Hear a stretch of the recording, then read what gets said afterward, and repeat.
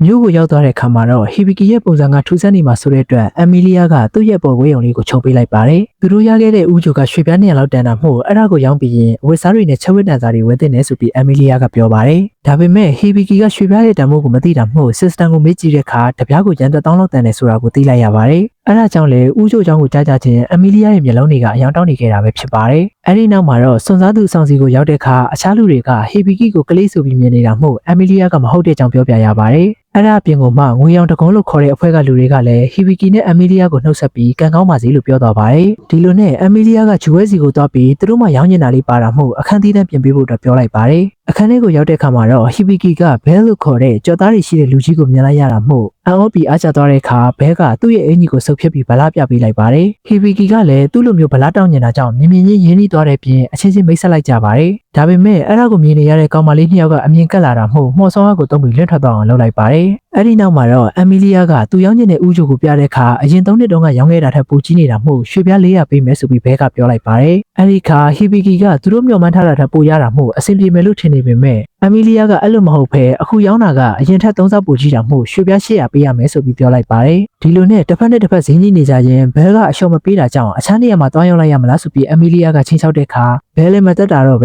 ရွှေပြား900နဲ့သဘောတူလိုက်ရပါတယ်။ရွှေပြား900ဆိုတာကသူတို့ဘတ်ဂျက်ထက်များနေတာမို့လိုအပ်တာကိုဘဲရဲ့လားစာတွေကဖျက်လိုက်မယ်ဆိုပြီးဂျူဝဲကအေးဆက်တဲ့အတန်နဲ့ပြောလိုက်ပါတယ်။အဲ့ဒီခါအမီလီယာကအခုရွှေပြားတွေရပြီမို့ဟီဘီကီကသူနဲ့အဖွဲလုပ်ပေးဖို့မေးတော့မှာပဲဆိုပြီးအပျော်လွန်သွားတာကြောင့်ရင်ဘက်ကအင်ကြီးကျေသီးကထပ်ပြီးလွန့်ထွက်သွားပြန်ပါတယ်။ဒီလိုနဲ့ဟီဘီကီတယောက်အမီလီယာကိုစောင့်နေတဲ့ချိန်စတေးတက်ကိုဖွင့်ကြည့်လိုက်တော့ကျူတိုရီရဲ့အစွမ်းကအဆင်းမြင့်လို့ရပြီဆိုပြီးပေါ်နေပါတယ်။ကျူတိုရီရဲ့ဆိုတာကအသက်ရှင်နေနေတဲ့လူတွေကိုပေးထားတဲ့မွေးရပါစွမ်းရည်ဖြစ်ပြီးနဖျားစီကအကူအညီနဲ့ဒီကဘာမှာရှင်သန်မှုအတွက်အသိပညာနဲ့အရေးချင်းကိုရစေတဲ့အစွမ်းပဲဖြစ်ပါတယ်။အဲဒီလိုမျိုးစတေးတက်နဲ့စကားပြောနေတော့ထူးဆန်းတဲ့ယောက်ျားလေးအတန်ကိုကြားလိုက်ရတာမို့ဟီဘီကီကဘာသူလဲမေးတဲ့အခါသူကဟီဘီကီကိုထောက်ပံ့ပေးနေတဲ့နဖျားပဲဆိုပြီးပြောပြပါတယ်။နဖျားကဟီဘီကီကိုတစ်ချိန်လုံးစကားမပြောနိုင်ပေမဲ့အကောင်းဆုံးကူညီပေးမှဖြစ်တဲ့အတွက်ကိုမတရားဂရုစိုက်ဖို့မှားလိုက်ပါတယ်။အဲ့ဒီချိန်အမီလီယာရောက်လာတယ်ဆိုပေမဲ့ချက်ချင်းဆိုသလိုပဲမွေးရမြေအတွက်ဆက်စပ်ရေးတစ်ခုကိုလက်ခံရလိုက်ပါတယ်။အမီလီယာရဲ့မွေးရမြေဖြစ်တာကြောင့်တောင်းဆိုမှုကိုညှင်းလို့မရတဲ့ပြင်ဟီဘီကီကိုလည်းခေါ်သွားလို့မရပါဘူး။အခြားတစ်ဖက်မှာတော့အီဗန်ဆိုတဲ့ကောင်မလေးကသူရှာနေတဲ့အရာကလှိုင်ကူထဲမှာမရှိတာမို့စိတ်ပြက်ပြီးအခြားနေရာကိုသွားရှာဖို့လုပ်ပါတယ်။အမီလီယာကသူ့ကိုအများကြီးကူညီပေးခဲ့တာမို့ဝင်တော့ဝင်ဖို့မဖြစ်စေချင်တဲ့အတွက်ဆေးပြောင်းပြောင်းနဲ့သွားဖို့အတွက်ဟီဘီကီကပြောလိုက်ပါတယ်။အဲ့ဒီခါအဆင်ပြေတယ်ဆိုရင်သူတဲခုခဲ့တဲ့နေရာမှာတဲလို့ရတယ်ဆိုပြီးအမီလီယာကမြေပုံကိုပေးလိုက်တယ်လို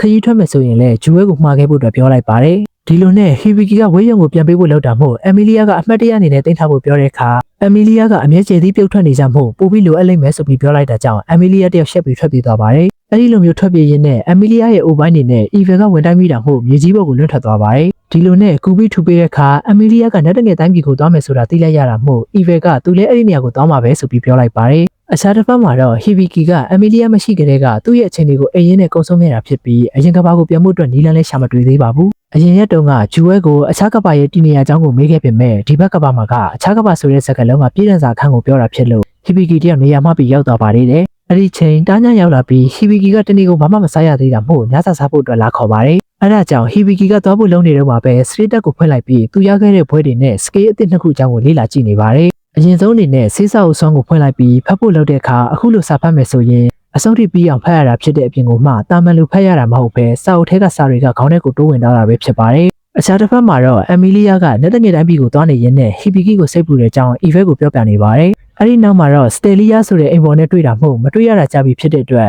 အမီလီယာကပြေးပြီးဖတ်တဲ့အခါကြီးမားတဲ့အိုပိုင်းတွေကြောင့်မျက်မနေတောင်တလွဲဖြစ်ကုန်ပါတယ်။ရန်နေငင်ကြတဲ့အခါမှာတော့ဟီဘီကီရဲ့ဆေးစာအုပ်လေးလာမှုကပြီးဆုံးသွားပြီမို့ဈေးထဲကိုသွားပြီးချက်ဝက်တန်စာအသစ်တွေကိုဝယ်နေပါတယ်။ဒီကဘာမှာကအစွမ်းတွေရဖို့မလွယ်ကူတဲ့အပြင်မတူညီတဲ့စွမ်းတွေကိုရယူဖို့အတွက်နီလန်းတွေကလည်းမတူညီကြပါဘူး။ဒီလိုနဲ့ဟီဘီကီတယောက်ဂျူဝဲစီမှာရှိနေတဲ့ချိန်ငွေရောင်တကုံဖွဲ့ရဲ့ခေါင်းဆောင်ကဒဏ်ရာရပြီးရောက်လာပါတယ်။ဒဏ်ရာကအရန်ကိုပြင်းလွန်းတာမို့ဘဲတယောက်ကပဲသူတယောက်လုံနိုင်နေဆိုပေမဲ့ဘဲကအခုမျိုးထဲမှာရှိမနေတာကြောင့်ဘာလို့ရမလဲဆိုပြီးတွေးနေကြပါတယ်။အခြားမောင်ဆောင်အားတွေနဲ့လည်းအလုံးမဖြစ်တာမို့ဟီဘီကီကသူ့မှာဆေးစာအုပ်ဆွမ်းရှိတဲ့အတွက်ကူညီလို့ရတော့တယ်ဆိုပြီးပြောပါတယ်။ဒီလိုနဲ့စမ်းသက်ကြည့်တဲ့အခါခေါင်းဆောင်ကအစိမ့်မိနေတာဖြစ်ပြီးသွေးထွက်လေလွန်နေတဲ့အပြင်ငကိုအတိုင်းပြန်ဖြစ်ဖို့အတွက် Hyper Cure နဲ့ Perfect Hug ကို9မိနစ်တွင်အလုပ်လုပ်ပေးဖို့လိုအပ်နေမှသိလိုက်ရပါတယ်။အဲ့ဒီနှစ်ခုကိုသုံးဖို့အတွက်မန်နာ650လိုအပ်တာမို့ဟီဘီကီမှာက56ပဲရှိတဲ့အတွက်အခြားလူတွေကိုအဲ့ဒီစွမ်းသုံးနိုင်လားဆိုပြီးမေးလိုက်ပါတယ်။ဒါပေမဲ့ဘယ်သူမှမသုံးတတ်ပဲဖြစ်နေတဲ့ချိန် Consistency ကနေအခြားသူတွေနဲ့စာချုပ်ချုပ်ပြီးမန်နာယူလို့ရတဲ့အကြောင်းကိုသိလိုက်ရပါတယ်။အဲဒါကြောင့်ဟီဘီကီကဘေးနားမှာရှိတဲ့လူတွေနဲ့နှုတ်စာချုပ်ချုပ်ပြီးမန်နာတွေကိုယူကာခြေပြက်လက်ပြက်ဖြစ်နေတဲ့ခေါင်းဆောင်ကိုအကောင့်ဘက်ကလေးဖြစ်အောင်ကုသပေးလိုက်ပါတယ်။အားလုံးအဆင်ပြေသွားတဲ့နောက်မှာတော့ဟီဘီကီကလည်းပြင်ပန်းသွားတာမို့ချက်ချင်းပဲအိပ်ပျော်သွားပါတယ်။ ဟိုးရင်ကဘာမှာကလေးက